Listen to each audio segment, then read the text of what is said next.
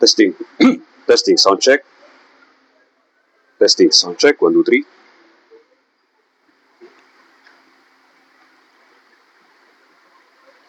Testing. Sound check. 1, 2, 3. Okay.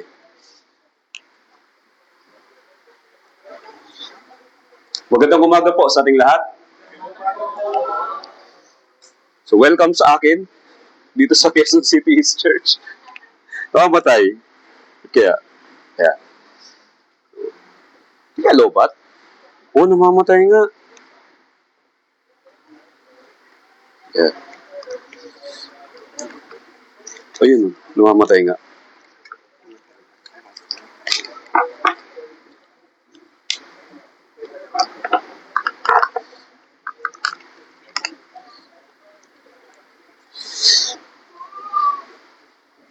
So, ayun. Kailan ba yung huling punta ko dito? Brother Ronald, kailan ba yun? Tagal na no? So, wala pa si COVID. Umalis na si COVID dahil hindi pa ako nakabalik dito. Kaya masayang-masaya po ako na makita po kayo. At natutuwa ako dahil maraming mga kapatid na hindi ko po nakikita dito noon. Pero ngayon nandito po. Natutuwa ako. Ibig sabihin, patunay ito ng pagkilos ng Holy Spirit dito sa Quezon City East Church. Ngayon naman ay pagbubulayan natin yung salita ng Diyos. Ano ba yung gagawin natin sa buhay Kristiyano natin ngayon? Lalo na hindi ho dumadali yung buhay natin, di ba? Yung buhay ngayon mahirap. Mahal ng bilihin, mahal ng fuel, nagtaasan lahat ng presyo. So mahirap yung buhay natin. Paano natin i-navigate yung Christian life natin sa ganitong mahirap na sitwasyon? Pag-aralan natin yung salita ng Diyos, pero bago yun, tayong lahat ay umupo, manalangin, hingiin natin yung tulong at gabay niya. Diyos naman naming banal na nasa langit. Salamat dakilang Diyos. Iniligtas mo kami mula sa tiyak na kapahamakan kahit na kami po amang Diyos ay nabuhay sa aming mga kasalanan. Madalas ay hindi ka namin hinahanap pero ikaw ay naging patuloy na matyaga. Minahal mo kami ng walang kondisyon at inakay mo kami patungo po sa katotohanan at kami po ay tinubos mo, niligtas. Pinatawad mo na sa lahat ng aming pagkakasala sa pamamagitan ng banal na dugo ng Panginoong Jesus. Napakadakila ng biyaya nito amang Diyos. Kaya nagdanais po kami na kahit paano masuklian po ito sa aming pamumuhay bilang mga Kristiyano. Subalit mahina kami. Dagdag pa dyan yung mga kahirapan na pinagdadaanan po namin sa araw-araw. Dagdag pa dyan yung mga tukso ng sanlibutan, yung pakikipaglaban namin sa aming laman, pati na po yung mga pakana ng dyablo. Kaya dalangin po namin dakilang Diyos na huwag sana po kayong magsawa na kami po ituruan at akayin. Kung kami man ay maligaw, ituwid mo kami. Kung kami po ay gumagawa ng hindi kalugod-lugod sa iyong paningin, nawamang Diyos sa pamamagitan po ng iyong banal na salita ay ibigay mo sa amin yung angkop na saway. Sa gayon, makapamuhay po kami ng maayos na buhay Kristiyano sa kabila po ng aming kalagayan. Ngayong umaga nito, dakilang Diyos, meron po kaming banal na pagtitipon sa Quezon City East Church. Dalangin namin ipagkaloob mo sa bawat isa yung angkop na salitang kailangan po namin para sa aming buhay Kristiyano. Ikaw ang nakakalam ng kalagayan po namin. Ikaw po nakakalam ng mga bagay na kulang o mali sa buhay namin. Ipagkaloob mo sa amin yung angkop na mensaheng kailangan namin para magkaroon kami ng matalino na buhay Kristiyano sa iyong harapan. Doon sa mga kapatid na patungo pa lamang dito, pakisamahan at ingatan sila. Sana makarating po sila at makapiling po namin sa mahalagang araw na ito. At doon sa mga kapatid po na maaaring hindi makadalo gawa ng iba't ibang sitwasyon, ikaw po nakakalam ng kanilang kalagayan. Pakisamahan sila, pakiprotektahan pa rin po sila amang Diyos. Nawa amang Diyos, ingatan mo sila at hindi po sila matisod. Sa gayon, sa mga susunod na pagtitipon, makadalo sila, makapiling din po namin. Ako naman, bilang tagapangaral, humihiling po na ang banal mong salita, pakilagay sa aking mahinang bibig. Hayaan mo po ako na magpatotoo ng ayon sa iyong kalooban. Dalangin namin ang lahat ng ito sa pangalan ng Panginoong Jesus na aming tagapagligtas. Amen. Buksan natin sa ating mga Biblia, Filipos chapter 4, sa Bagong Tipan. Filipos chapter 4.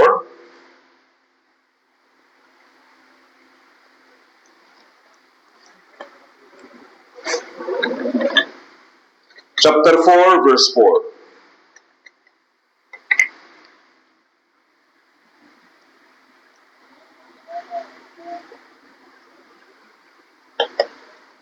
Sa mga wala pong Bible, bumili po kayo. Huwag niyo pong iasa dito yung supply ninyo ng spiritual na pagkain. Hindi niyo naman pwedeng iuwi yan pagkatapos ng gawain natin. So maganda may sarili po kayong Biblia. Alam ko po na marami sa atin ay talagang hirap gipit. Pero kung may puso tayo, tutulungan tayo ng Diyos. Okay, pero sa ngayon, habang wala pang Biblia, tingin muna tayo dito. Okay, ano to? Plan B lang, plan B. Okay, hindi po ito yung plan A. Okay, plan B. Basahin natin, Filipos chapter 4, verse 4. Sabay-sabay, magalak kayong lagi sa Panginoon. Muli kong sasabihin, magalak kayo. Kumusta ang Christian life ninyo? Masaya ba kayo? Kita nyo na, hirap talaga sagutin yan. Ito, utos to ha. Utos yan. Non-negotiable yan. Yung pagsunod dyan, may gantimpala. Yung pagsuway dyan ay may gantimpalo. Ibig sabihin, obligado pala tayo na maging masaya. Obligado tayong magalak. Utos ito eh. Sabi dyan, magalak kayong lagi sa Panginoon. Muli kong sasabihin, magalak kayo. Tayo bilang mga Kristiyano, kailangan tayong maging masayahin. Actually, tayo mga Pilipino naman, likas naman talaga tayong masayahin. Tama? Sabi nga ng Department of Tourism dati. Ewan ko ngayon, baka nabago na yung slogan. It's more fun in the Philippines daw. Masayahin daw talaga dito sa Pilipinas. Masayahin yung mga Pilipino. Kahit marami tayong problema, nagagawa pa rin nating ngumiti. Yan. Likas po sa atin yan. Kahit pag may problema, masaya. Pero pag may pera, mas masaya. Nung binanggit yung pera, nag-iitian sila, oh. Pera na ba nagpapasaya sa atin? Siyempre, masaya din pag may pera, tama? Eh, paano kung walang pera? Nalulungkot na tayo. Yun yung problema. Kung yung kasiyahan natin, kagaya pa rin doon dati bago tayo maligtas, ang hirap ng buhay Kristiyano. Hindi ba? Kasi hindi po nangako yung Panginoon na pagkatapos tayong maligtas, para na tayo mamamasyal sa parke and we will live happily ever after. Hindi po eh. Yung happily ever after, doon pa sa langit yun. Doon sa langit, wala nang problema, wala nang sakit, wala nang kirot, wala nang pagdurusa, wala nang pag-uusig. Puro pahinga. Pahinga, pagsasaya, pagpupuri sa Diyos. Yun po yung langit. Pero wala pa tayo doon. Nandito pa tayo. Okay? At hindi tayo makakaiwas sa paghihirap. Marami mga Kristiyano, pag nag-prayer request sila, mga brothers and sisters, pag fellowship, sabi nila, pakisama po sa prayer, sana matapos na itong mga paghihirap ko. Pwede naman. Matapos yan. May lugar po para dun sa mga taong tapos na yung paghihirap dito sa lupa. Alam niyo po kung saan yun? Ha? Pakisagot! Saan yun? Sa sementeryo. Gusto nyo nang mauna doon? Ayaw nyo din. So, haharapin natin yung realidad. Alam nyo, huwag tayong mabuhay sa pantasya. May mga Kristiyano na bubuhay sa pantasya. Nasa realidad tayo. Tayo mga mandirigma. Tayo mga kawal ng Panginoon. Tayo hukbo ng Panginoon. Hindi tayo nabubuhay sa pantasya. Nabubuhay tayo sa tunay na buhay Kristiyano. Kung saan merong araw-araw na paghihirap at saka mga pagdurusa. Pero yun na nga hindi natin po pwedeng gamitin dahilan yung mga kahirapan natin para wag natin sundin yung utos sa atin ng Panginoon. Sabi diyan, magalak kayong lagi. Hindi sabi, magalak kayong minsan.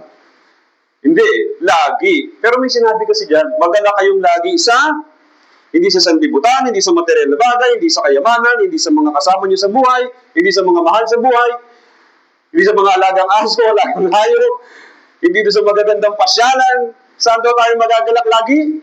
Sa Panginoon. Kung sa Panginoon yung kagalakan, pwede tayong magalak lagi. Pero kung hindi sa Panginoon yung kagalakan natin, magiging seasonal. Minsan masaya, madalas hindi. Hindi ba? Ang hirap po pagka ganun. Tayo, pinanganak po tayo na umiiyak. Nung lumabas tayo dito sa mundo, umiiyak po tayo, di ba? Pero pag iniwanan natin yung mundo, dapat meron tayong kagalakan na nagmumula sa Panginoon. Ang tanong, meron na ba kayo niyan? Meron na ba kayong kagalakan sa Panginoon? Alam niyo ba kung kailan nangyari? Kung kailan dumating? Yung first time na dumating sa isang tunay na Kristiyano, yung kagalakan sa Panginoon, may araw yun. Tingnan po natin. Bookmark po natin itong Filipos chapter 4. Babalikan natin yun mamaya. Unang Pedro, chapter 1. Unang Pedro chapter 1, verse 8 hanggang 9. Unang Pedro chapter 1, verse 8 hanggang 9.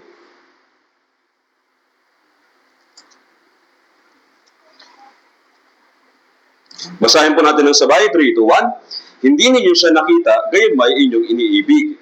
Bagamat ngayon ay hindi ninyo siya nakikita, gayon may inyong sinasampalatayanan. At kayo'y nagagalak na may galak na hindi may paniwanag at puspos ng kalwalhatian, na inyong tinatanggap ang bunga ng inyong pananampalataya, ang kaligtasan ng inyong mga kaluluwa. So yung bunga ng ating pananampalataya ay kaligtasan ng ating kaluluwa. Hindi po yung paglaya sa mga kahirapan sa buhay. Hindi ho.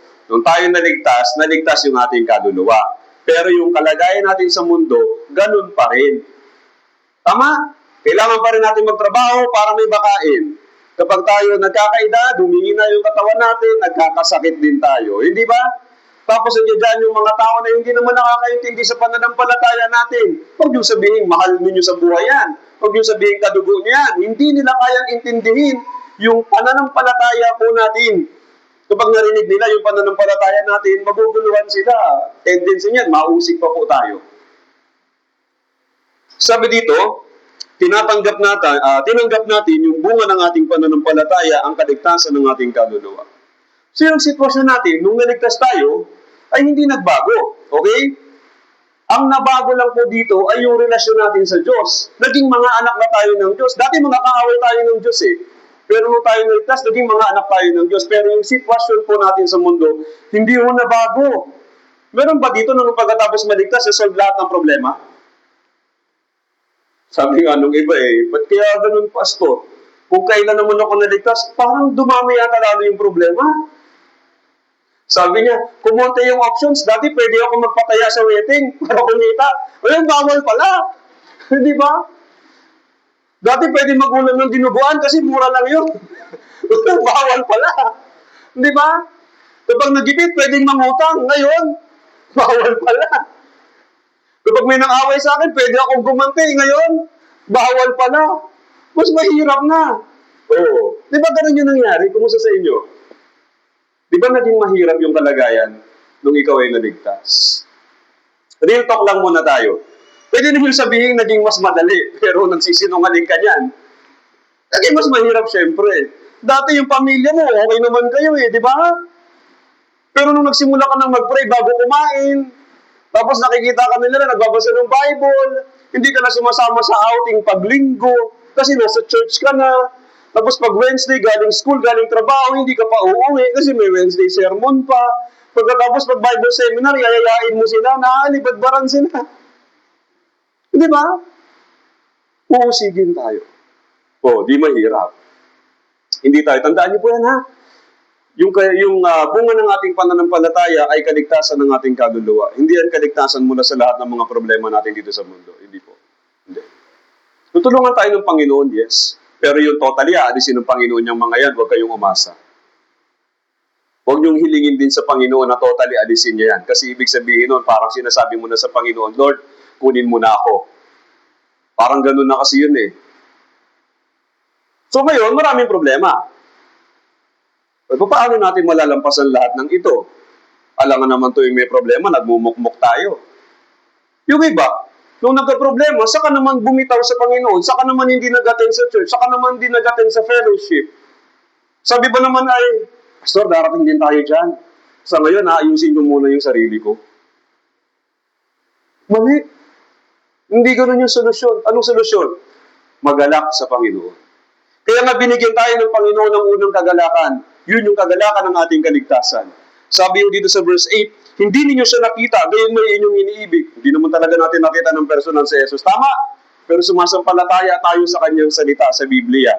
Sabi diyan, bagaman ngayon ay hindi ninyo siya nakikita, gayon may inyong sinasampalatayanan. At kayo'y nagagalak na may galak na hindi may paliwanag at puspos ng kalwalhatian. Yung kagalakan, nung tayo po'y naligtas, tandaan niyo pa po, may mga naligtas dito na matatagal na. Kilala ko pa kayo. Familiar pa yung mukha niyo sa akin. Pero yung may mga naligtas dito na medyo bago-bago lang. Mga bagong mukha po sa paningin ko. Tandaan niyo pa, kung ano yung naging pakiramdam po ninyo nung araw na naligtas kayo.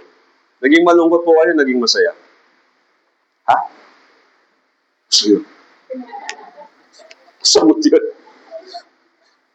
Ganun na ba katindi yung mga problema ninyo sa buhay Kristiyano? Ganyan ako kayo sumagot.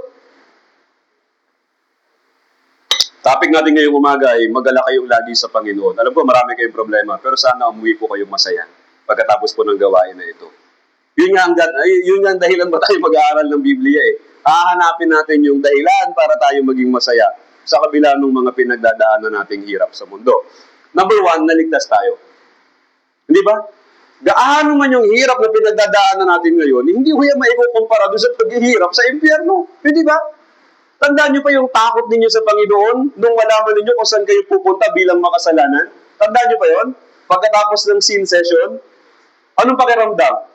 Sabi nung iba, "Ay, Pastor, ang ganda ng mensahe, thank you. Na-refresh ako. Ganda ng mensahe, pupunta ka ng impyerno. Anong magandang mensahe doon?" Bad news yun. Hindi ba? Pupunta ka ng impyerno. So yung mga tunay na nakaunawa ng salita ng Diyos, nalaman nila kung sino sila. Actually, hindi tayo bastang makasalanan. Ayon sa Biblia, sa harapan ng Diyos, tayo pong lahat ay masamang tao. Hindi ba? Wala tayong record ng kahit na anong kabutihan sa harapan ng Diyos. Tapos yung Diyos, sabi dun sa awit, chapter 7, sa verse 11, ang Diyos ay hukom na matuwid. At isang Diyos na araw-araw ay may galit. Galit yung Diyos, araw-araw. Dahil sa kasalanan. Hindi ba? Kung talagang sinasampalatayanan po natin yung Biblia at talagang nakilala po natin ang Diyos, talagang magkakaroon po tayo ng matinding takot sa Kanya. Alam niyo po, hindi maliligtas yung hindi muna nagkaroon ng tunay na pagkatakot sa Diyos. Tapos kabaliktaran naman nun, pagdating ng gospel session, nung maunawaan natin yung solusyon sa lahat ng problema natin, kung gaano yung takot natin sa Panginoon, siya din yung naging saya natin nung malaman natin yung araw ng ating kaligtasan. Di ba? Nung araw na naligtas tayo, napakasaya. Tapos yung saya na yun, hindi po may paliwanag yun. Alam niyo kung bakit? Kasi nandiyan pa din naman yung mga problema ninyo. Yung mga senior citizen, may arthritis pa din. Yung wala trabaho, wala pa din pera. Hindi ba? Yung may mga bayarin na utang, nandiyan pa din yung bayarin. Si Judith, nandiyan pa din. Sorry, may sister Judith ba dito?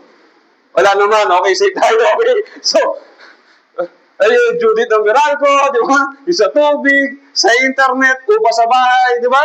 Nandiyan pa rin. Pero para tayong mga baliw, ang saya-saya natin ng araw na yun, di ba? Teka lang, ano ba nangyari sa inyo nung araw na naligtas kayo? Malungkot ba kayo?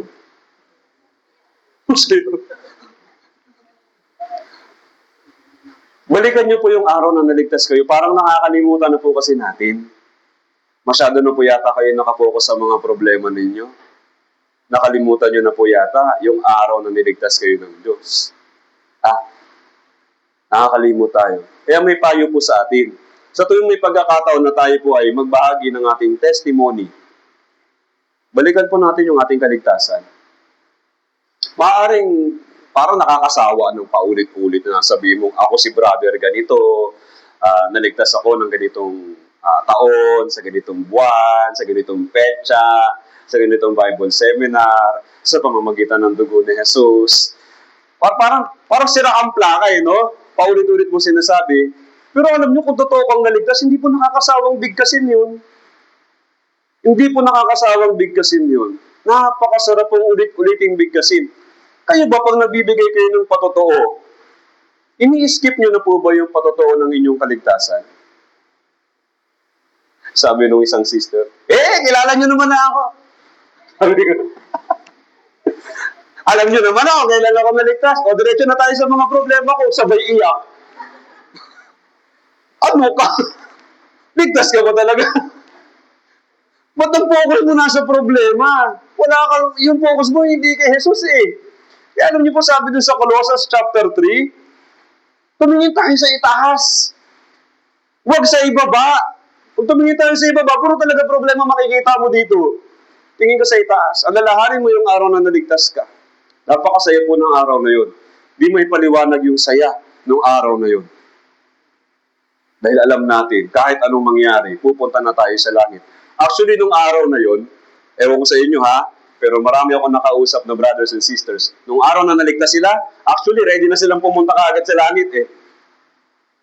Kasi sa sobrang saya, ayaw na nilang balikan yung mga problema nila sa buhay. Tapos, saka lang sila nagbago ng isip nung makita nila yung mga mahal nila sa buhay. Nakita nila yung pamilya nila na hindi paligtas, yung mga kaibigan nila na hindi paligtas. Yun na lang talaga yung dahilan kung bakit gusto pa nating manatili dito sa mundo eh. Pero kung ginhawa lang naman ng pag-uusapan, di ba? Langit na. Hindi ba? Ganun po kasaya yung maligtas. Huwag niyo pong kakalimutan yun.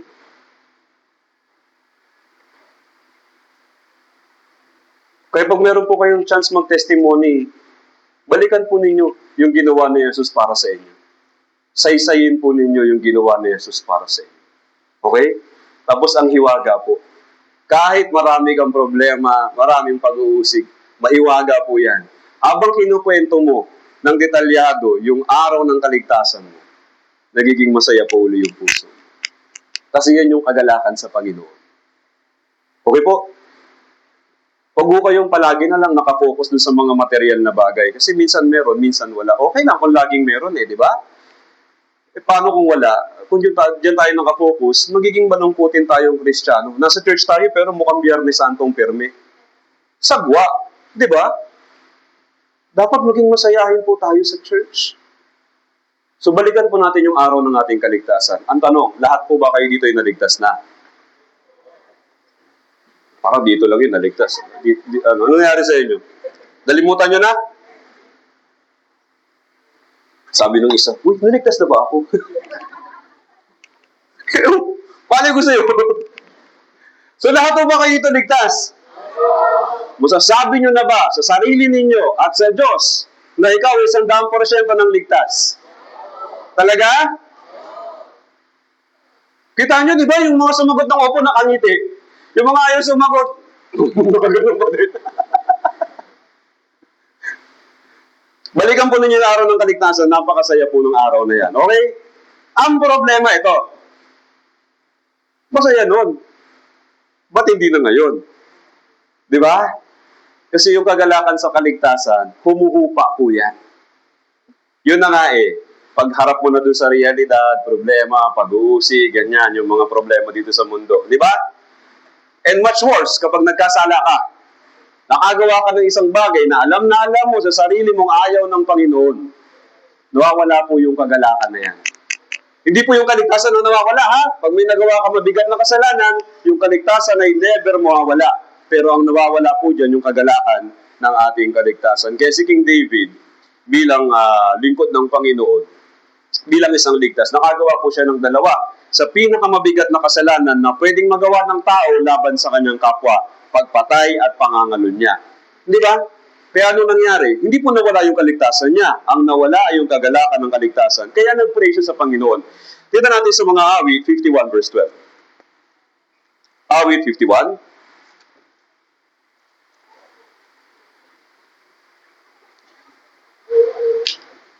Verse 12. Okay, basahin po natin ng sabay-sabay. Verse 12. Ibalik mo sa akin ang kagalakan ng iyong pagliligtas at alalayan ako na may espiritong nagnanais. Ano daw yung ibabalik sa kanya? Ibalik mo sa akin ang iyong pagliligtas, kagalakan ng iyong pagliligtas. Hindi po nawawala ang kaligtasan. Okay po? So pag nagkasala ka ng mabigat, kahit anong kasalanan pa yan na pwede mong ma-imagine, hindi na po nawawala ang kaligtasan. Sabi po ni Jesus sa Juan chapter 10, okay, verse 28 hanggang verse 29, yung ating kaligtasan ay hawak niya. Sila'y binibigyan ko ng buhay na walang hanggan at kailanman hindi sila mapapahamak at hindi sila agawin ng sinuman sa aking kamay, sabi ni Jesus. Hindi na po mawawala yung kaligtasan natin, pero ang mawawala po dyan ay yung kagalakan ng pagliligtas. May nagtanong sa akin, Pastor, bakit po ako? Kung ano-anong kasalanan na po yung ginagawa ko, ba't parang ang saya-saya ko pa din? Sa palagay ninyo, pag ganun yung patotoo, ligtas o hindi? Parang nakakapagduda, di ba? Masaya ka? Gumagawa ka ng hindi tama, tapos ang saya-saya mo pa rin? Kung tunay kang ligtas, hindi ka magiging masaya. Alam niyo kung bakit? Uusigin ka ng budi mo, numero 1 yan. Pangalawa, papanuin ka ng Diyos. May pinado bang nakangiti? Wala. Papanuin ka ng Diyos, magdudusa ka talaga. Sabihin mo, ba't ganun? Kung ano-ano ka, bulastugan ang ginawa ko, parang saya-saya ko pa rin. Hindi ata ako pinapalo ng Diyos. Siguro ako yung paboritong anak. Hindi ka paboritong anak. Anak ka sa labas. Hindi ka tunay na anak pagka ganun. Di ba? So kapag tayo nagkasala, kaligtasan po hindi nawawala. Yung kagalakan, yun po yung nawawala. Kaya sa church po, bilang minister, isa yan sa mga sa mga inoobserbahan po namin. Nakikita namin kapag ang isang brother o sister namumuhay sa kasalanan. Yung tunay na ligtas, nawawala po yung kagalakan. Kaya, iwas po sa pagkakasala pagkatapos maligtas. Okay po? Kung meron namang magawang kasalanan, di repent ka agad. Okay? Repent, tapos ipahayag po natin yung mga kasalanan natin sa Diyos at sikapin natin, buong sikap na lumayo dun sa mga kasalanan na paulit-ulit nating nagagawa. Okay? Hindi man tayo maging perfecto, pero magsikap kayo na huwag tayong mahulog pirmi dun sa mga pagkakasala kasi nawawala po talaga yung kagalakan ng pagliligtas. Hindi ba? Kaya nangyayari pag linggo, gugulat ako sa nag-follow up ako nung Sabado. Brother, sister, linggo bukas, atin po kayo. Ay, sige po, sure yan, pastor. Nung linggo, wala. Nung Wednesday, umaten. Si brother lang. Itinanong ko si brother, Father, ba't wala kayo nung linggo? Ano nangyari? Sabi pa naman ay, si pastor, nag-away kami mag-asawa. Parang nagpalitan kami ng masasakit na salita. Kaya nakakaya naman sa Panginoon. Pupunta kami sa Kanya pag galing kami sa pag-aaway. Di ba? So, wala na yung kagalakan. Kaya nahihiya na rin sila sa humarap sa Panginoon. Pero mali po yun. Atin pa rin po kayo sa church kahit ganun. Kahit na merong pagtatalo sa umaga sa bahay, atin pa rin po kayo sa church. So anyway, huwag magtalo. Yun yung the best. Okay, huwag magtalo. Iwasan po yung magtatalo kasi mawawala po yung kagalakan ng ating kaligtasan. So yun, masaya na maligtas at ingatan yung kagalakan ng pagliligtas. Pero ang sabi, kung babalikan natin yung main verse natin, sa Philippians chapter 4 verse 4, magalak kayong lagi. Ano ibig sabihin po ng magalak lagi? Hindi po pwede na yung kagalakan ng kaligtasan lang yung pinagkukunan natin ng kagalakan sa Panginoon. Dapat marami tayong source ng kagalakan na nagmumula sa Panginoon. Iba't ibang source, hindi lang yung kaligtasan. So masayang maligtas, pero may mas masaya pa kasi dyan eh. Alam niyo po kung ano yon? Pag-aaralan natin to, pero kung willing kayong kunin yung kagalakan na ito. Ano, gusto po ba ninyo? Kukunin ba ninyo? Okay, tingnan natin sa unang Thessalonica, chapter 2. Kasi meron na kayong kagalakan ng pagliligtas. Given na yan. Diyos ang nagbigay sa inyo niyan. Pero yung mga susunod na kagalakan, dapat ikaw na yung magsikap na kumuha niyan. Okay. Unang Thessalonica, chapter 2. Verse 19.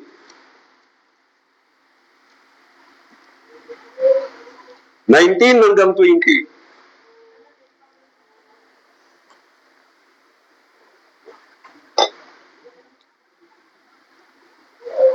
Basahin natin sabay-sabay.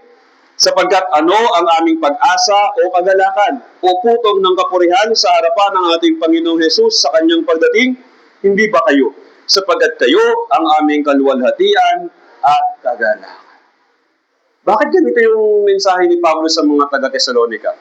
So si Pablo, kasama ng mga kamanggagawa niya, si Pablo, si Silvano, si Timoteo, si Tito, yung mga kamanggagawa niya, nag-evangelize sila. At isang lugar na pinangaralan nila ng Ebanghelyo ay yung Thessalonica. Nung nangaral sila ng Ebanghelyo doon, maraming naligtas. At yung mga brothers and sisters yung bumuo ng Thessalonica Church. Anong sabi ni Pablo sa kanila, tungkol sa kanila? Verse 20, sapagkat kayo ang aming kaluwalhatian at kagalakan. So, ibig sabihin, masayang maligtas. Pero huwag tayong makontento na ligtas ka lang. Kailangan mong ipangaral yung Ebanghelyo. Kailangan tayong mag-evangelize. Doon sa mga nag-evangelize, kapag nag-evangelize tayo, may hirap, tama? May hirap, siyempre may sakripisyo, yan. Okay lang kung pagkatapos mong lapitan, nandyan ka agad, di ba? Agree ka agad doon sa invitation natin. Kaya lang, madalas, magsisinungaling pa, oo, pero hindi naman darating sa oras. No? Ang sama baga sa loob. Pero kapag naligtas, ang saya, di ba? Oo. Kaya tinan po ninyo yung inyong paligid. Bigyan ko po kayo ng saglit. Tinan po ninyo yung mukha ng isa't isa.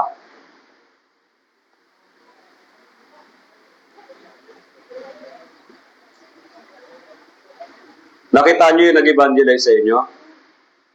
Ha? Patahimik. Nawala na yung nag-evangelize sa inyo. Nawala na sa church.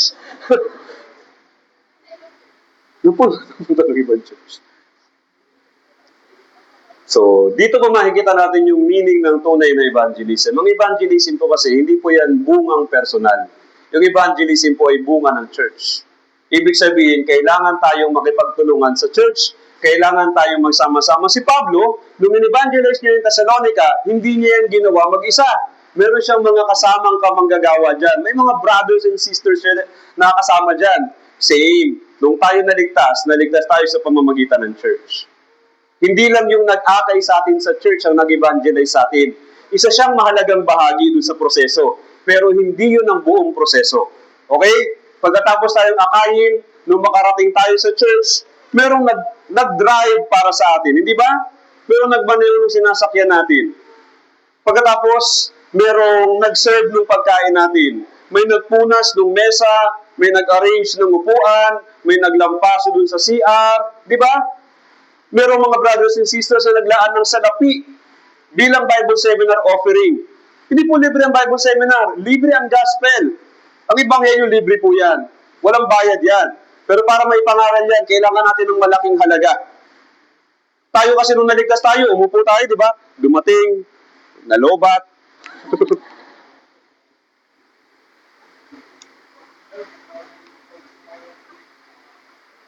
Testing, sound check. Ano nangyari? Nalobat ka agad. Nasaan na ako? Nandito pa rin, nakatayo. O dumating tayo sa Bible seminar, tama? Umupo tayo dyan. Sinulbihan tayo ng pagkain, di ba? Pagkatapos ating kumain, pinaghugas ba kayo ng plato? Hindi. Sino naghugas ng plato? Ano yan? Kusang nahugasan? Hindi. Pinadilaan sa pusa? Hindi. May naghugas dyan, tama? O pagkatapos hugasan yung pinagkainan, may naningil ba sa inyo? Wala. Kita ninyo yun, libre lahat, di ba? Kaya akala natin ganun-ganun lang yun. Hindi ho. Malaking gastos yan. Malaking sakripisyo yan. Yung buong church ay nagdusa para sa inyo. Nandiyan din yung mga ngaral na naghanda ng sermon para maintindihan ninyo yung mensahe, para maintindihan ninyo yung salita ng Diyos. Bukod sa church na dinaluhan ninyo kung saan kayo naligtas, yung iba pang mga churches ng Philippine Life World Mission, sama-samang nananalangin. Tinan po ninyo yung church news ninyo. Lahat ba kayo may church news? Meron tayo dito sa anong page ito? Meron isang bahagi dyan. Bible Seminar Schedules. Yan, may nakalagay dyan. Sipokot, Cavite, Bacolod, Palawan, Cebu, Ligao, Manila, Bataan, Dae, Cavite, Marilao. Ayan, yung mga churches natin dyan, meron silang Bible Seminar. Bakit may nakalagay na ganyan? Para sama-samang ipag-pray ng buong Philippine Life World Mission. Meaning, nung kayo po yung naligtas, buong Philippine Life World Mission nag-pray para sa inyo.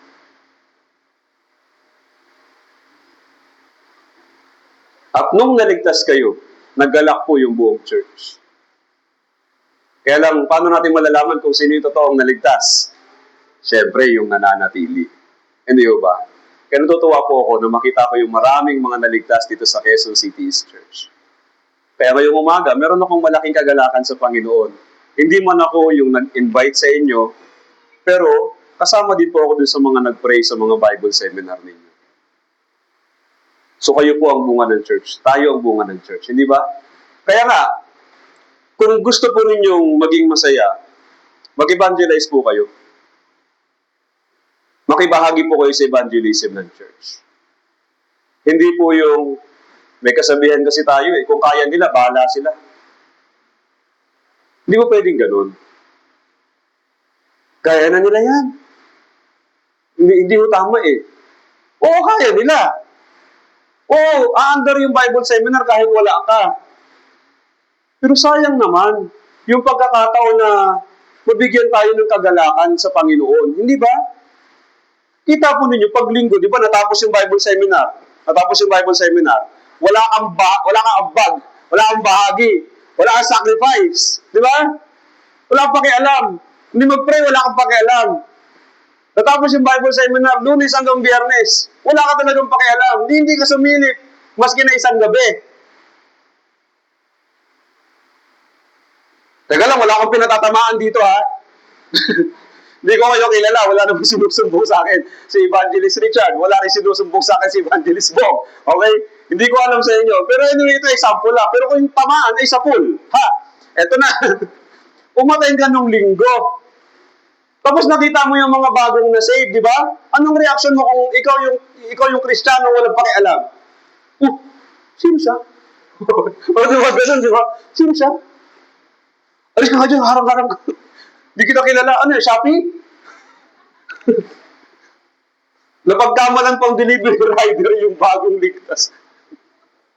Pero kung ikaw yung araw-araw na sa Bible seminar, di ba? Tapos nakikita mo siya, pinagpipray mo siya, tiyempo pa na ikaw pa yung napalapit sa kanya nung silbihan ng pagkain, di ba? Tapos nakita mo siya nung linggo. Anong reaction mo? Oh, my brother, welcome. Di ba? Ang saya, di ba? Ang sarap sa pakiramdam. Nakita niyo yung pagkakaiba? Parehong kaligtasan, magkaibang kagalakan. Sinong talo? Yung walang bahagi. Yung maliligtas ay maliligtas. Nakuha niyo po? Yung Bible seminar ay mangyayari. Yan ay matatapos. Pero kung wala kang bahagi, ikaw ang talo. Pero bakit madalas hindi tayo nakikibahagi sa Bible seminar? May sarili kasi tayong problema. Inuuna nating ayusin muna yung mga sarili nating problema. Di ba?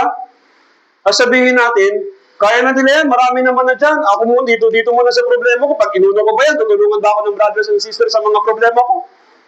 Minsan may mga ganun pa tayong mga litanya eh. Hindi maganda. Hindi mo ba? Inuulit ko po, wala akong doon natatamaan dito. Hindi ko po kayo kilala. At hindi ko alam kung ano man naglalaro sa puso ninyo. Pero yan po yung madalas na nangyayari sa church. Kapag marami tayong problema, ang solusyon po ay hindi mag-focus sa problema. Yung mga bagay na pinututuunan mo ng pansin, lumalaki lalo yan eh. Ang solusyon sa problema ay hindi yung maghanap ng solusyon. Ang solusyon po sa problema ay evangelism. Tingnan po natin sa isang talata sa Biblia. Kawikaan, chapter 24. 24 verse 10.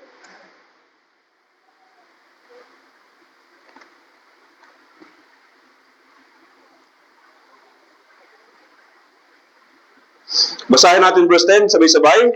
Kung manlupaypay ka sa araw ng kahirapan, parang may problema yung Bible verse na to. No. Sabi diyan, kung manlupaypay ka sa araw ng kahirapan, so ayun yung reality, tama?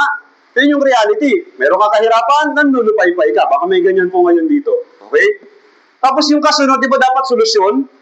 Pero yung kasunod na binanggit, hindi solusyon eh. Parang napagalitan pa tayo. Parang napagsabihan pa tayo. Parang nasumbatan ka pa eh, no? Nakantsawan ka pa. Anong sabi diyan? Maliit ang iyong kalakasan. Di ba? Kaya sabi diyan, kung manlupaypay ka sa araw ng kahirapan, mahina ka pala eh. Parang ganun na nangyari. So wala yung solusyon sa verse 10. Nasaan yung solusyon? Verse 11. Pakibasa yung verse 11. Sabay-sabay, 3, 2, 1. Iligtas mo silang dinadala sa kamatayan. Pigilan mo silang natitisod patungo sa katayan. Yun yung solusyon. Kapag marami na tayong problema, marami na tayong kahirapan, ang solusyon ay hindi po camping. Hindi outing. Ha? Yung mga hindi ligtas, yung ginagawa nila. Tara, rides tayo. Di ba? Yun daw yung happiness nila. Baka may mga brothers tayo, wala ngayon dito, nag-rides. Nag-outing. Nag-beach. Ako, gastos yan. Di ba? Tapos pag-uwi mo sa bahay, nandun pa din naman yung problema mo. Di ba? Palungkot ka din naman uli. Panandali ang kagalakan. Pero ito po ang ganda. Kung gusto po ninyo ng tumatagal na kagalakan, verse 11 ang solusyon. Ano sabi sa verse 11? Iligtas mo silang dinadala sa kamatayan. Pigilan mo silang natitisod patungo sa katayan. Noon, pag binabasa ko yan, hindi ko maintindihan yung connect. Yung verse 10 tsaka verse 11, parang dalawang magkaibang sitwasyon eh. Parang hindi konektado eh, disconnectado. Pero kung iisipin natin, ang solusyon sa mga kahirapan natin, mag-focus tayo sa ligaw na kaluluwa. Tapos, mahiwaga po yan. Hindi ko alam kung paano, pero mahiwaga yan. Yung Panginoon ang magbibigay sa inyo ng kagalakan sa inyong puso.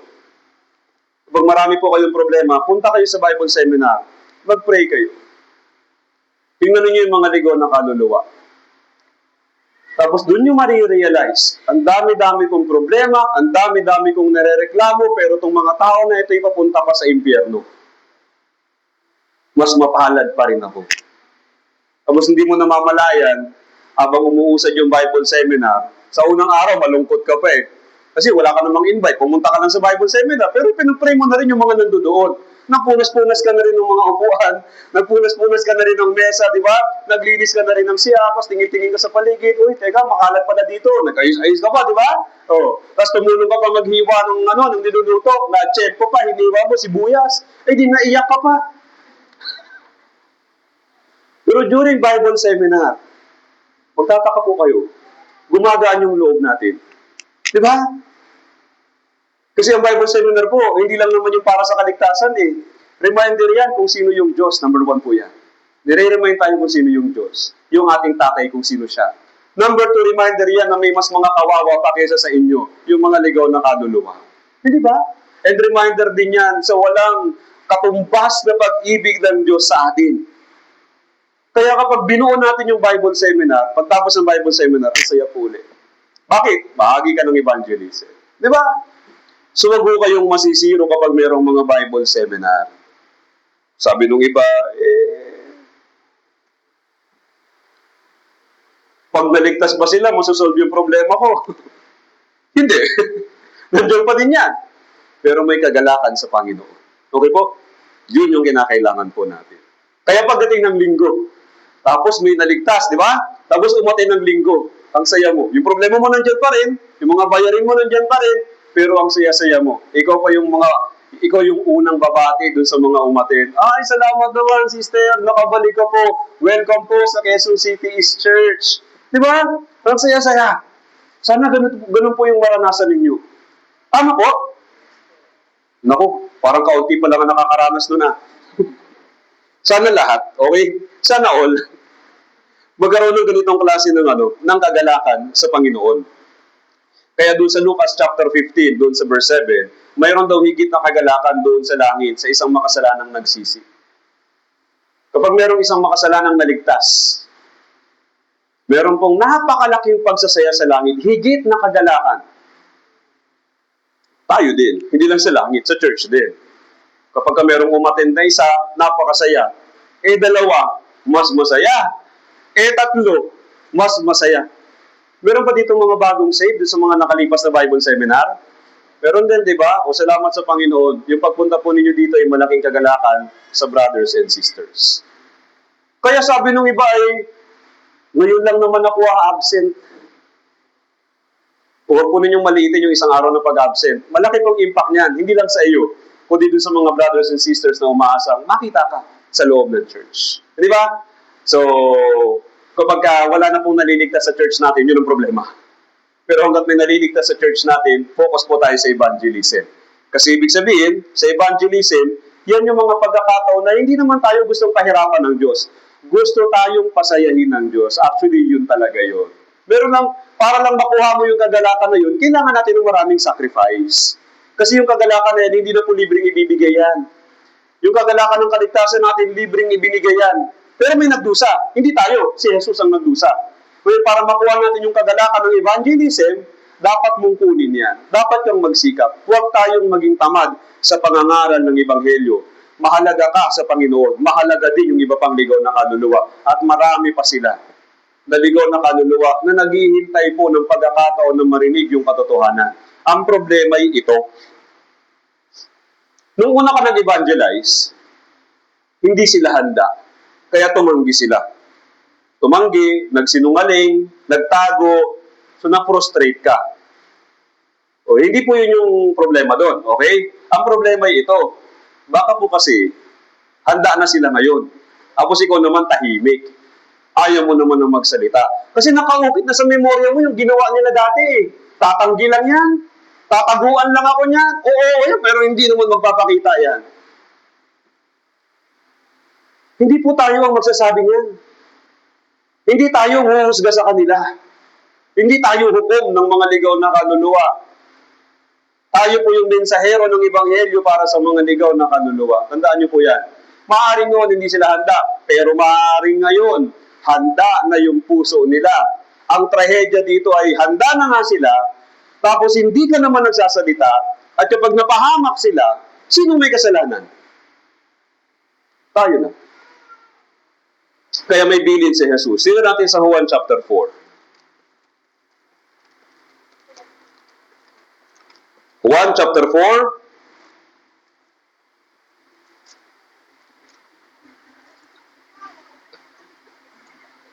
Verse 35.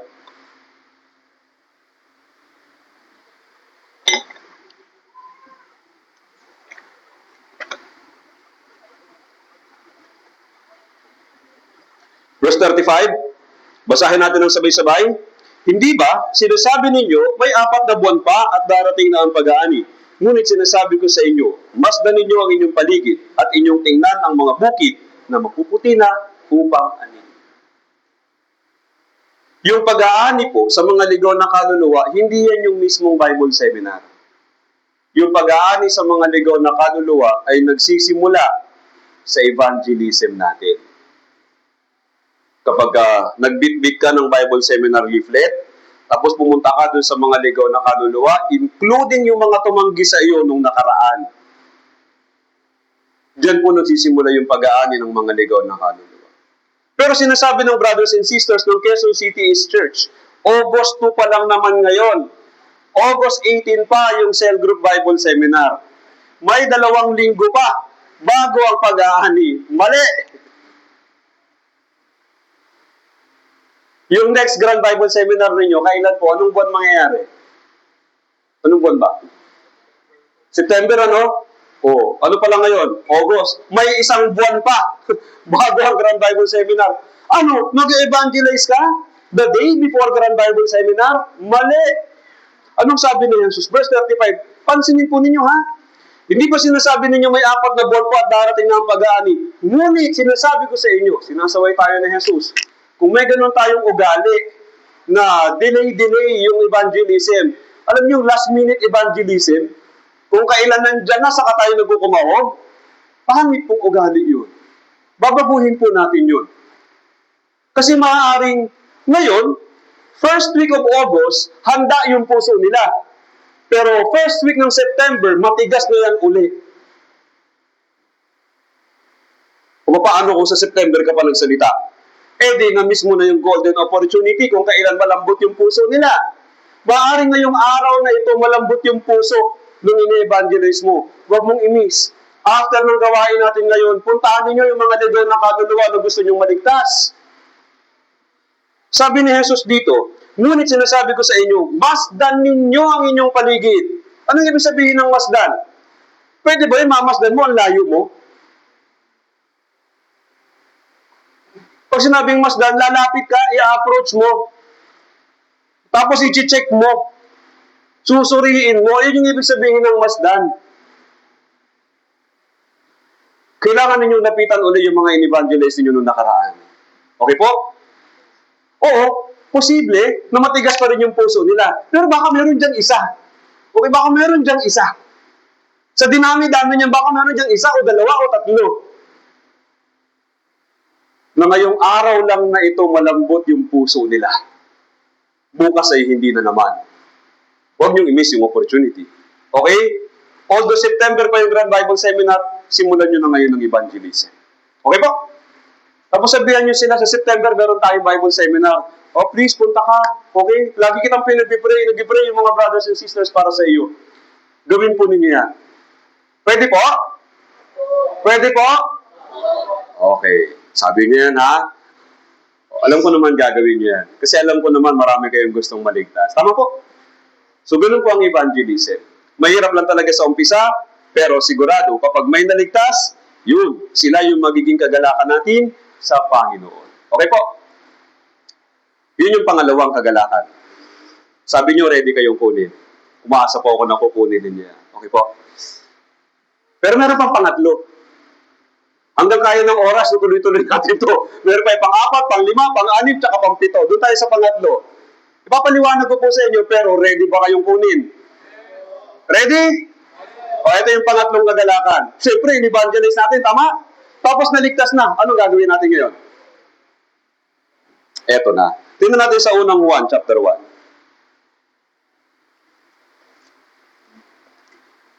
Unang Juan, chapter 1. Verse 3 hanggang 4. Basahin natin ng sabay, 3, 2, 1. Ipinahahayag namin sa inyo yung aming nakita at narinig upang kayo rin naman ay magkaroon ng pakikisama sa amin. At tunay na ang ating pakikisama ay sa Ama at sa Kanyang Anak na si Jesucristo. Isinusulat namin ang mga bagay na ito upang ang aming kagalakan ay malubos. Yung Gospel of John ay, yun yung pangangaral ng Gospel. Okay? Sa Gospel of John, ipinangangaral si Jesus para maligtas yung mga ligaw ng kaluluwa. Okay? Pero yung una, ikalawa, ikatlong Juan, ito ay patungkol na sa susunod na proseso. Pagkatapos maligtas, fellowship. Kailangan tayong manatili sa fellowship. At yung mga in-evangelize natin, kailangan tayong manatiling ka-fellowship sila. Hindi po natatapos sa evangelism yung obligasyon natin. At hindi rin natatapos sa evangelism yung kagalakan sa Panginoon. Sa fellowship, meron pa yan. May follow-up yan. Tignan niyo po dito. Verse 3, fellowship. Sabi dito sa verse 3, ipinahayag namin sa inyo yung aming nakita at narinig upang kayo rin naman ay magkaroon ng pakikisama sa amin. So, in-evangelize sila, nag-evangelize tayo, at yung mga na-save, kailangan meron tayong fellowship sa kanila. Pakikisama. Okay? Ngayon, sa fellowship, anong mapapala natin? Verse 4. Basahin natin ulit yung verse 4. Isinusulat namin ang mga bagay na ito upang ang aming kagalakan ay malubos.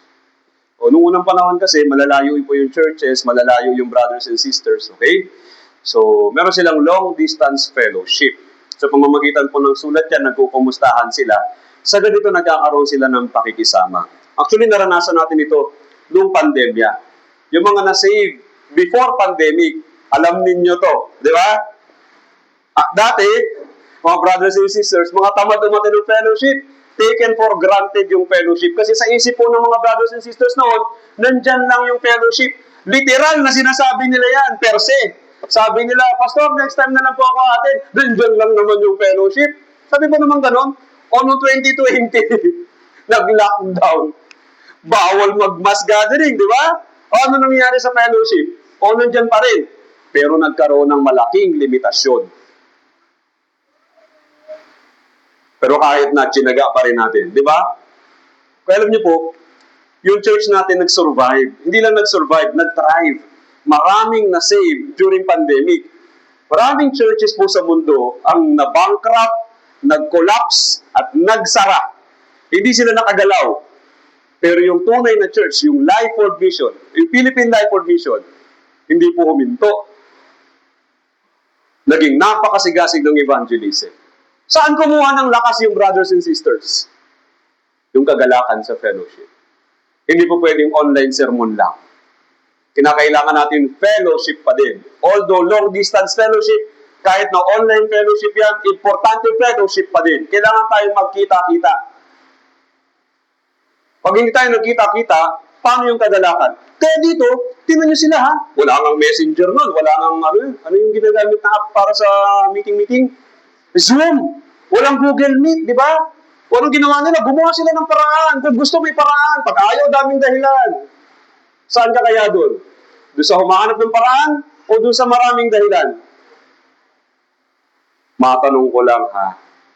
Hindi nyo kailangan sumagot sa salita. Pero pwede po kayong mapahiya. Lahat ba kayo ay umaattend sa fellowship?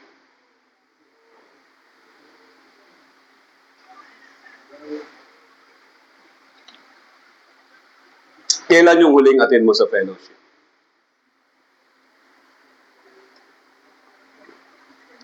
Hanggang kailan ka pa bago umattend sa fellowship?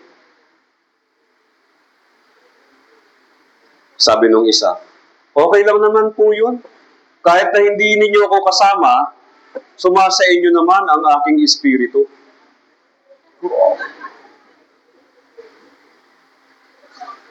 Ano yun? Astral projection?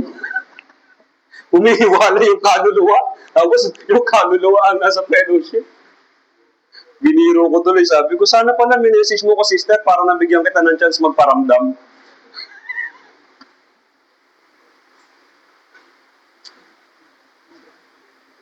Noon, online fellowship. Ito po ang malungkot ngayon. Online fellowship noon, online sermon noon.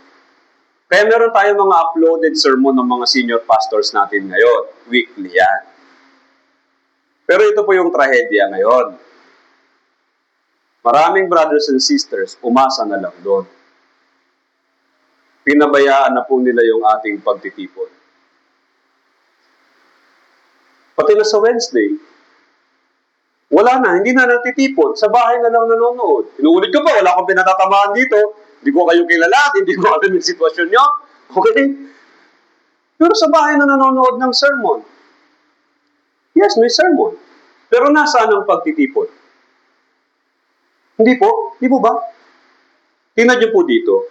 Dito sa binasa natin, sabi sa verse 4, isinusulat namin ang mga bagay nito upang ang aming kagalakan ay malubos. Mahirap po sa long distance fellowship, yung online fellowship. Hindi natin alam yung eksaktong kalagayan ng mga ka-fellowship natin. Nakikita lang natin sila or naririnig lang natin yung boses nila.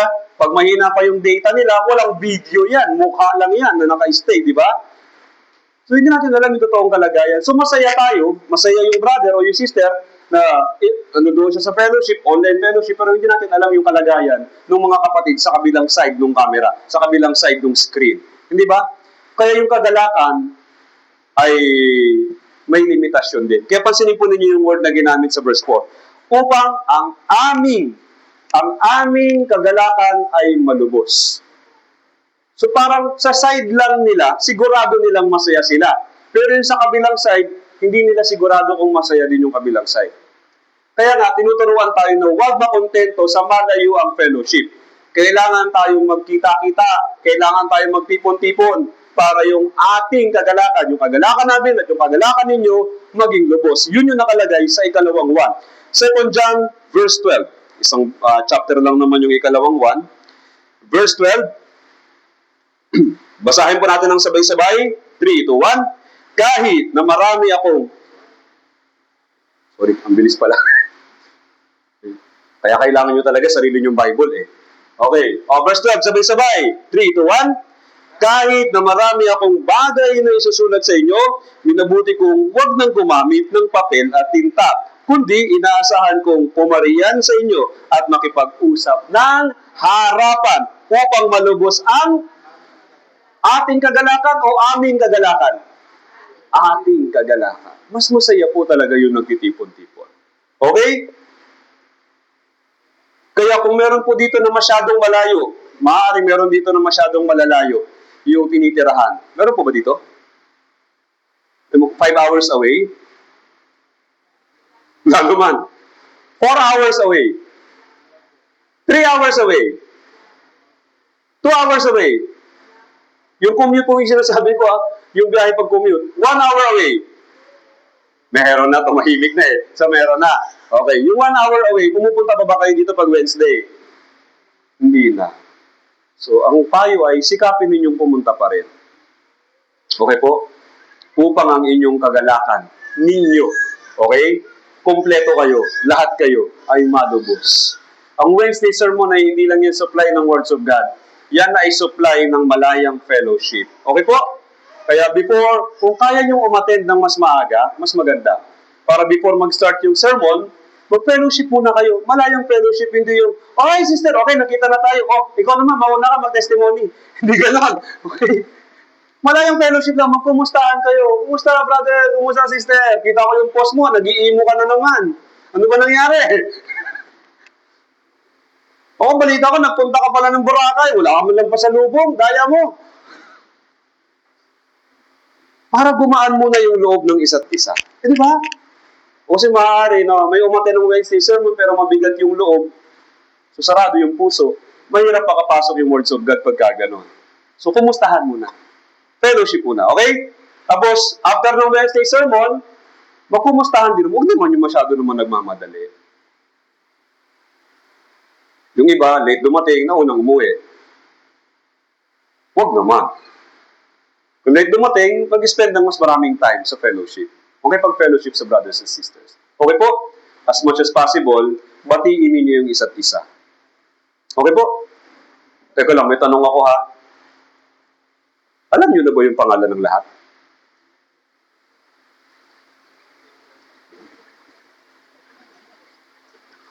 Ano nangyari sa inyo? Hindi niyo alam yung pangalan ng lahat? Magkakasama kayo dito. Hindi niyo alam yung pangalan ng isa't isa. Okay, challenge natin to kayo. Okay, Lord's Day Challenge. Bago kayo umuwi, alam niyo yung pangalan ng isa't isa. Pwede ba yan? Pwede ba yan? Kung ikaw malilimutin ka sa pangalan, selfie kayo. Sister, selfie! Tapos nilagay mo ng pangalan, itag mo. Ha? Sa Facebook, sino mas maraming friends ninyo? Mga ligaw na kaluluwa o mga kasama nyo sa langit? Ligaw na kaluluwa! Dagdagan nyo naman yung mga tagalangit dyan! Fellowship with brothers and sisters. Sa pamamagitan ng fellowship, binibigyan tayo ng Panginoon ng kagalakan. Na nanggagaling sa Kanya, ha? Kagalakan sa Panginoon, yan po sa pamamagitan ng fellowship. Kaya alam po ninyo si Pablo, gusto niyang laging makipag-fellowship sa mga brothers and sisters. Kaya sumusulat siya, pero hindi lang sumusulat, gusto rin niyang pumariyan, pumunta doon kung nasaan yung mga brothers and sisters. Dito natin sa 2 Korinto, chapter 12. 2 Korinto, chapter 12, verse 15.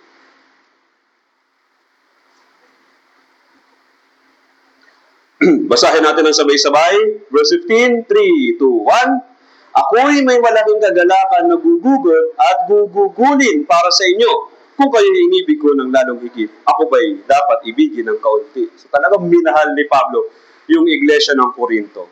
Kaya hindi masaya si Pablo na hindi nakakadalaw-dalaw sa mga brothers and sisters ng Korinto. Pwede silang mag-usap sa pamamagitan ng palitan ng mga sulat. Pero mas gusto ni Pablo na makausap ng harapan yung brothers and sisters. Kaya anong sabi niya dito? Pansinin niyo yung ginamit na words. Ako'y may malaking kagalakan. Di ba? Malaking kagalakan. Hindi basta kagalakan to eh. Malaking kagalakan.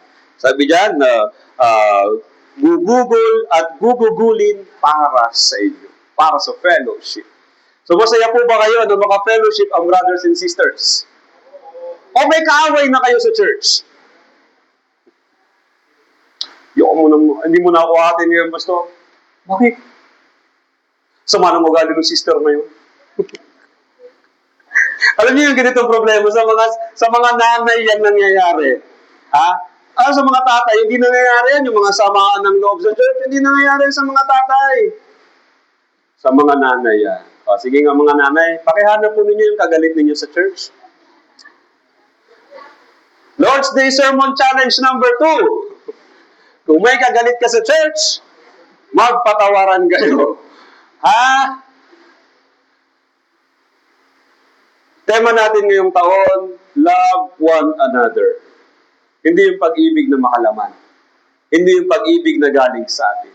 Ang bilin ni Jesus, kung paanong minahal ko kayo, gayon din naman, magmahalan kayo sa isa't isa. Paano ba tayo minahal ni Jesus? Minahal tayo ni Jesus nung tayo ay mga kaaway pa niya.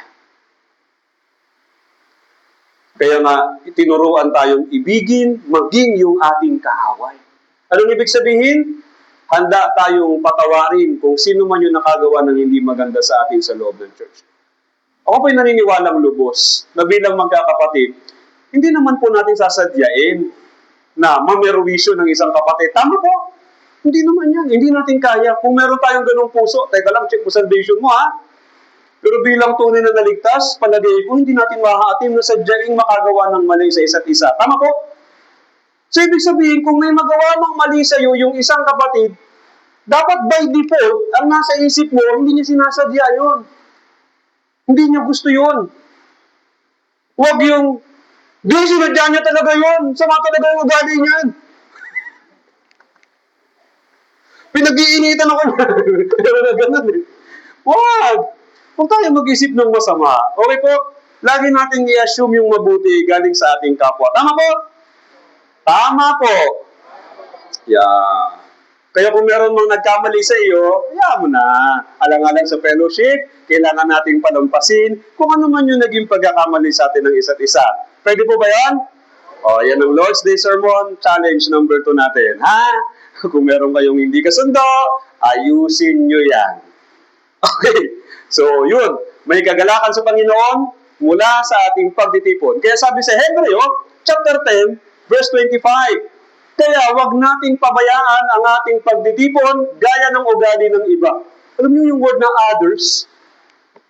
2,000 years ago, may others na talaga eh. Sino itong mga others? Ano ugali nito mga others? Pabaya sa pagtitipon. So, wag natin pabayaan yung ating pagtitipon. Meaning, umattend ng maaga, mag-spend ng mas maraming time. Okay po? And then, i-enjoy. Yeah. Yan yung goal. I-enjoy po ninyo yung fellowship kasama ng brothers and sisters. So, ngayon, Lord's Day Sermon, pero actually, sermon ito, di ba? Pero actually, nagkakaroon tayo ng fellowship ngayon. Real time. Tama? Masaya ba kayo? Oo, hindi. Dito, maraming problema yung mga taga dito. Ano nangyayari sa inyo? Bakit? Ba't parang ang lungkot-lungkot ninyo? Sana maging masayahin po kayo. Ito po yung kalooban ng Panginoon sa atin. Pag-ibig, kagalakan. Bunga ng Espiritu Santo po, kailangan meron tayong kagalakan. Okay? So, masaya ang maligtas, mas masaya ang mag-evangelize, at mas masaya yung makipag-fellowship sa brothers and sisters. Itong oras na. 10:50, meron pa tayong 20 minutes. Ilan ang kagalakan yon? Naligtas, nag-evangelize, nag-fellowship. Yung pang-apat. Papaliwanag ko, pero kung gusto ninyo. Gusto niyo po, pwede naman natin i-closing prayer na to eh. Iba kasi nagmamadaling umuwi pag fellowship, no? Gawain na day gathering tayo. Ayan, tagal-tagal naman ang sermon. May lunch pa, hindi na. Baka naman pwede naman sa bahay na lang kumain. Sabi ko. No, brothers and sisters, allergic na allergic sa church. Ano nangyari sa inyo? Wag. Mahalin po natin ang church, ha? Pati yung brothers and sisters. So, pang-apat na kagalakan mula sa Panginoon, naligtas. Tapos sumunod, evangelism. Tapos sumunod, fellowship. May napansin kayo? Yung naligtas, masaya. Pero yung susunod na kagalakan sa Panginoon, magmumula yan sa 4 wheels of Christian life.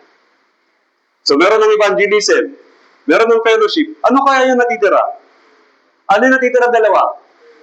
Prayer tsaka words of God. Doon tayo sa words of God muna. Tignan natin sa mga Awit, chapter 1. Awit, chapter 1.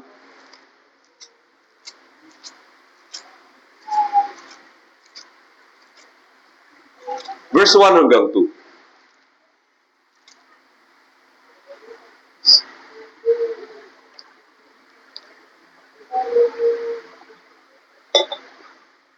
Basahin natin ng sabay-sabay, verse 1 hanggang 2.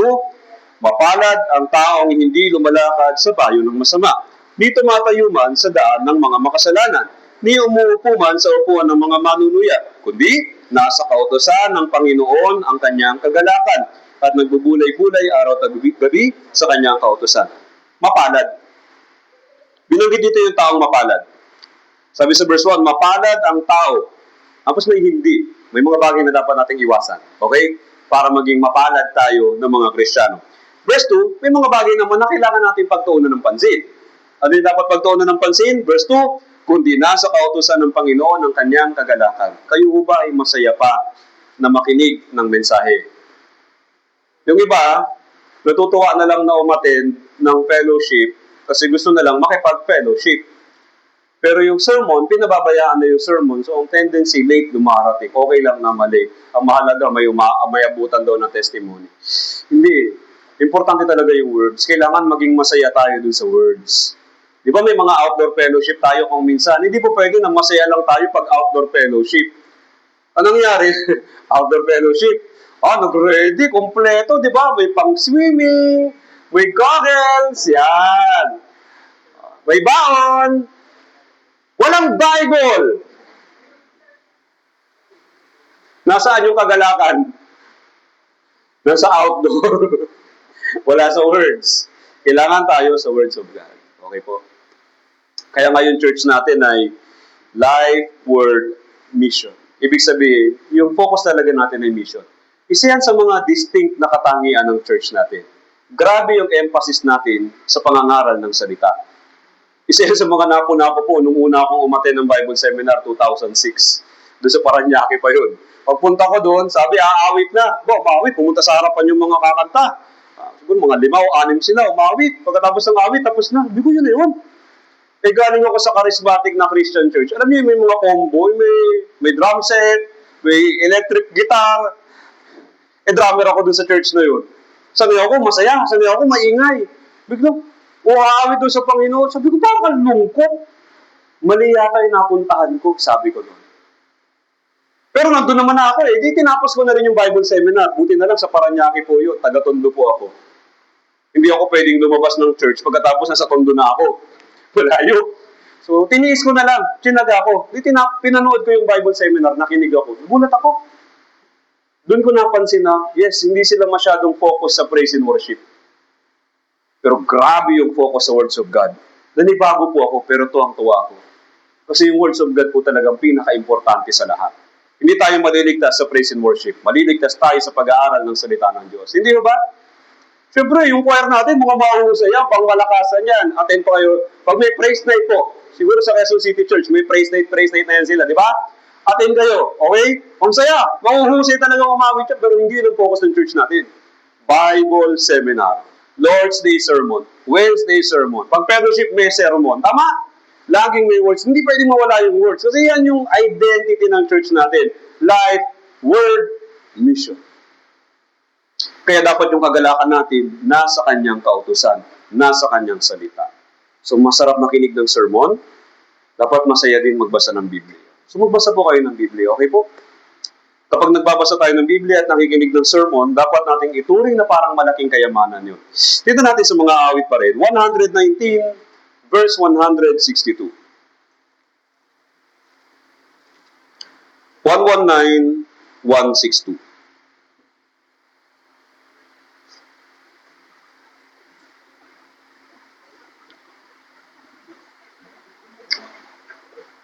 Verse 162, basahin natin ng sabay. 3, 2, 1. Ako'y nagagalak sa iyong salita, gaya ng isang nakatagpo ng malaking samsa. Malaking kayamanan. Kapag nakikinig tayo ng sermon, para tayo nagtitreasure hunt, alam niyo ba yun? Marami tayong mga kailangan sa buhay Kristiyano natin. Meron tayong hindi naiintindihan, meron namang mga bagay na hindi natin alam. Yan. Meron tayong mga tanong. Pag nakikinig tayo ng sermon, di ba may mga realizations? Kaya pala. Ganun pala. Yeah. Masaya po talaga na makinig ng sermon. Kapag nagbabasa tayo ng Bible, din ganun din. Kaya pala. Ganun pala. Ito yung narinig ko nung nakaraan ko. Ito yung binanggit ni Pastor. Ito yung narinig ko sa Wednesday sermon. Ito yung mensahe sa fellowship. Di ba? Napakasarap po na magbasa. Para tayo naghahanap ng nakatagong kayamanan. Nakatago po yan. Hindi po yan pakalat-kalat. Yun ang kaibahan po ng nakatagong kayamanan sa kayamanang pakalat-kalat. Ang problema lang kasi ngayon ay nagiging taken for granted na rin po yung supply ng words of God sa ating church. Kasi ang daming supply Meron tayong sermon ngayon dito, tapos may mga uploaded sermons pa sa Facebook, tapos meron pa tayong mga uploaded sermons ng ibang churches natin. Diba? Kaya nangyari parang naging taken for granted, parang naging pangkaraniwang bagay na lang po yung words of God, pero hindi po dapat maging ganun. Lahat ng pagkakataon na pwede tayo makapakinig ng salita ng Diyos, dapat po maging pagkakataon din yun para tayo ay mag-enjoy. I-enjoy po ninyo yung pakikinig, I-enjoy ninyo yung pagbabasa, i-enjoy ninyo yung pagsasaulo. Alam ko po, hindi mahirap magsaulo. Memory verse, di ba? Kanina ho ba nakapag-memory verse? O memorize lang? Memorize. Na-memorya yung kanin, hindi yung verse. So, hindi ko dapat na pinababayaan natin yung pag-memorize. Mag-memorize. Pagkatapos nag-memorize, tawag sa ulo eh. Pag nagbasa sa mata, pag nakinig sa tenga, pag nag-memorize sa ulo, pag nag-meditate sa puso, yan na po yung pinagbubulay-bulayan yung salita ng Diyos. At ang ultimate goal ay, hindi na po sa puso, sa buhay. Kailangan natin may sa buhay yung words of God. Doon natin makikita kung sino yung mga nag-e-enjoy sa words of God. Isinasabuhay nila yung words of God. Sa buhay po ninyo yung words of God. Huwag po itong manatiling impormasyon na nakasulat lang sa Biblia at nakasulat sa ating mga notebook, kundi maisulat po ito sa ating puso, sa ating din pong pamumuhay. Merong kagalakan sa salita ng Diyos. O, yun na yung pang-apat. Meron pang panlima. Ano kaya yung panlima? Siyempre, wala nang iba, di ba? Prayer na yan. Dito natin sa Juan chapter 16.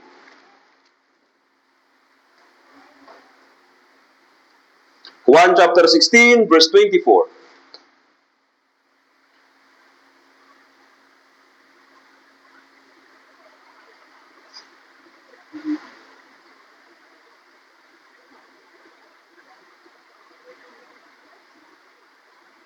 Basahin natin ng sabay-sabay. 16, verse 24. Sabay-sabay, 3, 2, 1. Hanggang ngayon, wala pa kayong hinihinging anuman sa pangalan ko. Kayo'y humingi at kayo'y tatanggap upang malubos ang inyong kagalakan. Meron akong narinig na ganito. Marami daw siyang hiningi sa Diyos na hindi binigay. Pero marami daw binigay yung Diyos na hindi naman niya hiningi. Parang ang sarap pakinggan no? Pero hindi ba mas masaya kung yung hiningi mo, binigay din? Tama? So, paano tayo magiging mas masaya? Manalangin po kayong lagi at humingi po kayo palagi sa Panginoon. Kasi ganito po yun eh. Kapag yung mga bagay na hindi natin hiningi, dumating, madalas hindi naman natin na ipagpapasalamat sa Diyos eh. Pero yung bagay na hiningi mo tapos dumating, na ipagpapasalamat natin sa Diyos. Mas malaking kagalakan po yun sa puso natin. Humingi po kayo at kayo'y tatanggap at magkakaroon kayo ng malaking kagalakan. Ito po yung personal na kwento. Na-experience ko po ito sa Quezon City Church. Hindi ko na lang babanggitin yung pangalan ng brother. Yung brother na yun, pag nagte-testimony siya, kakaiba, walang salvation date. Pero naipapaliwanag niya yung kanyang kaligtasan. Naligtas siya sa pamamagitan ng dugo ni Jesus, na siyang kapatawaran ng lahat ng mga kanyang kasalanan. Tinatanong ko siya, paulit-ulit tungkol sa kaligtasan, talagang klaro. Pero nagtataka ako, hindi niya nababanggit yung salvation date. So tinanong ko siya, kapatid, kakaiba ka? Kailan ka ba talaga naligtas? Sabi niya, hindi ko po kasi matandaan yung eksaktong petsa. Pero yung eksena, tsaka yung lugar, tanda mo pa, opo, doon pa po yun sa lumang church building, doon pa sa Cooper. Tanda mo yung eksena sa Bible seminar, opo, pati yung preacher, tanda ko pa. Nung binanggit niya yung pangalan ng preacher, naalala ko, teka, once lang naimbitahan yung preacher na yun, doon sa lumang church building. Sabi ko, teka lang brother, magkita tayo sa susunod, hahanapin ko kung kailan yung Bible seminar na yun. Ako po kasi gumagawa ng church news noon sa Quezon City Church. Kaya meron akong nakatagong files ng mga church news. Sa church news, may prayer request ng Bible seminar. Tama? Pati na yung preacher. Hinanap ko yun, talagang nag-backtrack ako ng mga church news. Tapos nakita ko po yung church news na yun, na mayroong prayer request ng Bible seminar. Ganitong petsa, natapos ng ganitong petsa. Yun yung salvation day ng brother. Pero hindi po yun yung punto doon. Okay? Ito ngayon yung nagulat ako. Nung tinignan ko po, kasi taon na po yung nakalipas, parang mga 6, 7, 8 years na yung nakalipas. Nung binalikan ko po, may mga details. Noon po kasi, may detalyadong prayer request, pati pangalan po nilalagay. Yung mga sinaluba dito ng mga taga-QCC pa, alam ninyo yan. Pati yung pangalan doon, yung nag-prayer request, tapos yung prayer request, yung pangalan ng mga anak, ng mga pinsan, ng mga kapatid, yung magulang nakalagay doon. Alam niyo po kung ano kinagulat ko? After many years, yung mga pangalang nakasulat doon, halos lahat nasa Quezon City Church na.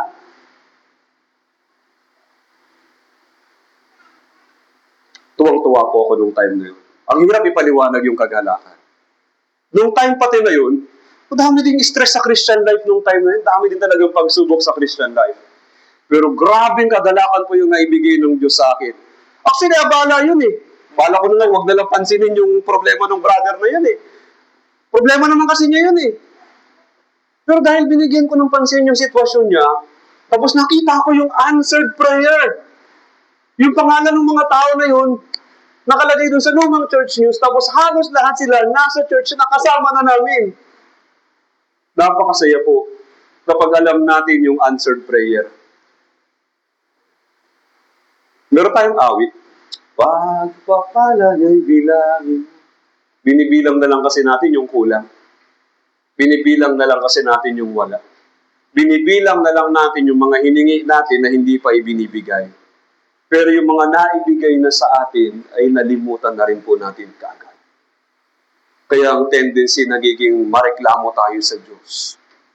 When in fact yung Diyos, ang daming blessings na ibinigay sa atin. Kung kayo po ay naligtas na ng mga ilang taon na, 2, 3, 4, 5, 6, 7 years. Marami tayong hiningi noon na nasa atin na ngayon. Marami pang kulang. Pero marami na tayong tinanggap. Tama o tama talaga? Tama talaga. Pero nalilimutan natin. Kaya napakinabangan natin, pero yung kagalakan nawawala. Alalahanin po ninyo yung mga bagay na ibinigay sa inyo ng Diyos. Bilangin po ninyo.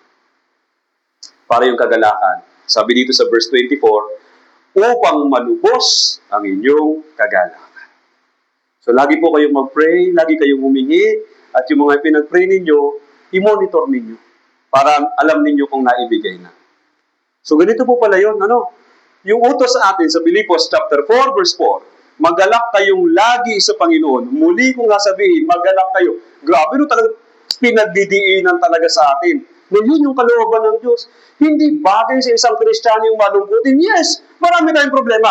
Okay po? Kaya pag umakyat na tayo sa langit, papahirin ng Panginoon yung lahat ng ating mga niluha.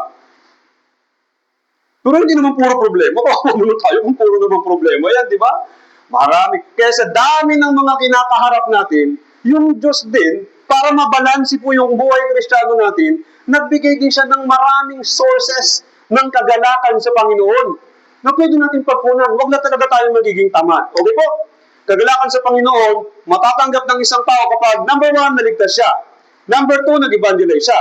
Number 3, nanatiling matibay sa fellowship. Number 4, masipag sa words of God. At number 5, madasalin, mapanalanginin. Okay po? Yan yung kagalakan sa Panginoon. Kapag tayo nagkaroon ng 4 na gulong ng buhay Kristiyano, magiging masayahin tayo sa kabila ng mga problema at magiging maganda yung buhay Kristiyano natin.